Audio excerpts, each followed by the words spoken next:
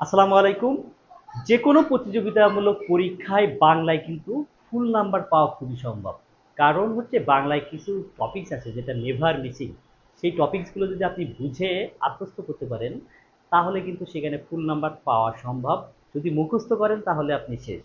কারণ মুখস্থ করবেন এটা বেশি স্থায়ী হবে না। কিন্তু বুঝে করলে এটা লং লাস্টিং হবে, এভার লাস্টিং হবে। বাংলার ব্যাকরণের আজকে এমন একটা টপিকস ধ্বনি পরিবর্তন নিয়ে আলোচনা করব, যেটা নেভার মিসিং একটা টপিকস, যে কোনো পরীক্ষায় এটা আসে। এবং সেই ধ্বনি পরিবর্তনের আহ, তিনটা জায়গা আছে, এখান থেকে বারবার পরীক্ষায় প্রশ্ন আসতে দেখা যায়। কিন্তু স্টুডেন্টরা তালগোল পাকিয়ে ফেলে, যেমন ব্যঞ্জন বিকৃতির সাথে বিষমী ভবনের সাথে ধ্বনি বিপর্যয়, কোনটা কি এটা উত্তর করতে যে সেটা করে, সেটা করতে যে আরেকটা করে। তো আসুন আজকে আমরা এমন ভাবে এই আলোচনাটি দেখব, কম্পেয়ার করব, যাতে করে আপনি একদম বেসিক থেকে শিখে যান আর কখনো এর জন্য ভুল না হয়। প্রথমে আমি দেখি বিষমী ভবন। বিষমী ভবনের একটা উদাহরণ হচ্ছে, যেমন শরীর, শরীর থেকে হবে শরীর, এটা কিন্তু বিষমী ভবনের উদাহরণ। অনুরূপভাবে আমরা যদি ধ্বনি বিপর্যয় দেখি, তাহলে তার একটা উদাহরণ হবে রিক্সা থেকে, রিক্সা থেকে হবে রিস্কা, রিক্সা থেকে হবে রিস্কা, রিস্কা। এরপরে আমরা যদি ব্যঞ্জন বিকৃতির একটা উদাহরণ দেখি, আগে আমরা উদাহরণগুলো দেখবো, দেন হচ্ছে আমরা কম্পেয়ার করব কেন কোনটা হচ্ছে। ব্যঞ্জন বিকৃতির একটা উদাহরণ দেখেন, কবাট, কবাট থেকে হয়ে যাচ্ছে কপাট, কপাট।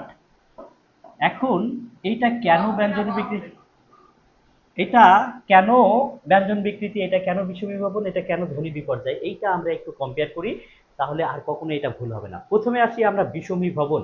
বিষমী মানে কি? সমান নয়। আমরা ত্রিভুজের ক্ষেত্রে শিখেছিলাম বিষমবাহু ত্রিভুজ কাকে বলে, যে ত্রিভুজের কোনো বাহুই সমান নয়, সেটা হচ্ছে বিষমীবাহু ত্রিভুজ। এখানেও কিন্তু বিষমী মানে, এখানে দেখেন শরীর, এখানেও র ছিল, এখানেও র ছিল। তার মানে এই দুইটাই সমান ছিল, একটাকে অসমান করা হবে, অর্থাৎ একটাকে পরিবর্তন করে ল করা হয়েছে। দেখেন শরীর থেকে শরীর করা হয়েছে। সো এটা বিষমী মানে অসমান করা হয়েছে, তাই এটার নাম বিষমী ভবন। এখন তাহলে প্রশ্ন আসতে পারে, এখানেও তো আপনি এই যে কবাট, কবাট থেকে এই যে প করে দিলেন, বটাকে প করে ফেললেন, তাহলে তো এটাও তো বিষমী ভবন না। এখানে দেখেন দুইটা সমবর্ণ ছিল, সেখান থেকে একটা চেঞ্জ করা হয়েছে। তাহলে দুইটা সমবর্ণ যদি থাকে, সেখান থেকে পরিবর্তন করলে সেটা হবে বিষমী ভবন। কিন্তু যদি সমবর্ণ না হয়, যেমন কবাট থেকে হয়েছে কপাট, সমবর্ণ না হয়, ভিন্ন বর্ণ, বর্ণ মানে চেঞ্জ করা হয়, বর্ণটাকে চেঞ্জ, ভিন্ন বর্ণ চেঞ্জ করা হয়, সেক্ষেত্রে সেটা হবে ব্যঞ্জন বিকৃতি। অর্থাৎ এই বটাকে বিকৃত করে প করা হয়েছে, তাই এর নাম ব্যঞ্জন বিকৃতি। আশা করি এই যে কবাট, কবাট থেকে কপাট এবং শরীর থেকে শরীর কেন ব্যঞ্জন বিকৃতি এবং বিষমী ভবন, এটা ক্লিয়ার। এখন আসি ধ্বনি বিপর্যয়। ধ্বনি বিপর্যয় মানে হচ্ছে বর্ণের স্থান বিনিময় হবে, বর্ণের স্থান বিনিময় হবে। যেমন এই রিক্সায় এখানে ক মাঝে ছিল আর দন্তুসা শেষে ছিল। এখন দেখেন এই দন্তুসা আগে আসবে, কর জায়গায় আসবে, এবং ক দন্তুসার জায়গায় যাবে। যেমন রিক্সা থেকে হয়ে গেছে রিস্কা, এই যে দন্তুসা শেষে ছিল আগে চলে এসেছে, মাঝে ক ছিল, ক শেষে চলে গেছে। তাহলে স্থান বিনিময় যদি করে, বর্ণ যদি এক জায়গা থেকে অন্য জায়গায় যায়, এক একের জায়গা অন্য স্থান দখল করে, তাহলে সেটা হবে ধ্বনি বিপর্যয়। এই তিনটা বিষয় তো আমরা দেখলাম। দেখুন আমরা আরো কয়েকটা উদাহরণ যদি দেখি, তাহলে দেখেন ধাইমা, ধাইমা থেকে দাইমা। কি বললাম? যে ধাইমা থেকে দাইমা, দাইমা। দেখেন এখানে কিন্তু পুরা বর্ণ চেঞ্জ হয়ে গেছে, এখানে ধ ছিল, এখানে হয়ে গেছে সেটা দ। তাহলে কিন্তু এটা ব্যঞ্জন বিকৃতি।